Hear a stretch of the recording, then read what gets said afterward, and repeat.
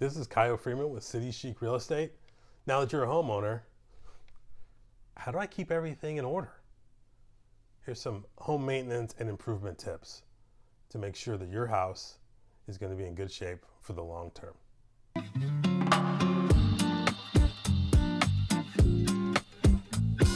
My first piece of advice for a homeowner is to replace the filters on things that have filters regularly. So your refrigerator might have filters for its water and ice supply. You typically have filters in obviously your HVAC unit may have filters, and even if you just don't have an HVAC unit, even window units, those have filters as well. You want to replace those regularly for peak efficiency. You can order a bunch of them on Amazon, or you can go to your local hardware store and pick up a bunch and just keep them in a safe place, and then when you need a new one, you just replace it. And usually it's not too hard of a thing to do, and everybody can do it themselves. And if you don't know how to do it, YouTube's a great place to find out. Water heaters and AC units and other sort of system situations that you might have, boilers, whatever, should be looked at on an annual basis. Sometimes if they're older, maybe even semi-annually. But whatever it is, you want to like extend the life of those things. And so the best way to do that is to have a professional come and service those at least once a year, and it helps to extend the life and make sure that you're not replacing it and having like thousands of dollars in damages, or they break in the worst time possible, so that you can have some peace of mind for longer life of those systems. My third bit of advice is actually kind of an interesting one, because usually when you're about to settle, one of the questions that gets asked of you when you're writing an offer is about home warranty, and you can sometimes either put one on yourself, or you can have the seller sometimes will pay for home warranty when you purchase a home. And usually the first year people have a home warranty, and they let them lapse, and then that's that. They never really think about it again.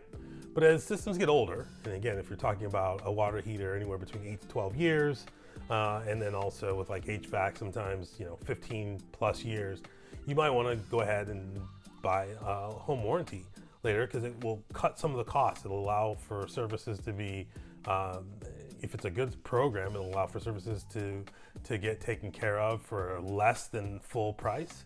And it might allow you to be in a situation where a whole system could be replaced, but you don't have to pay again.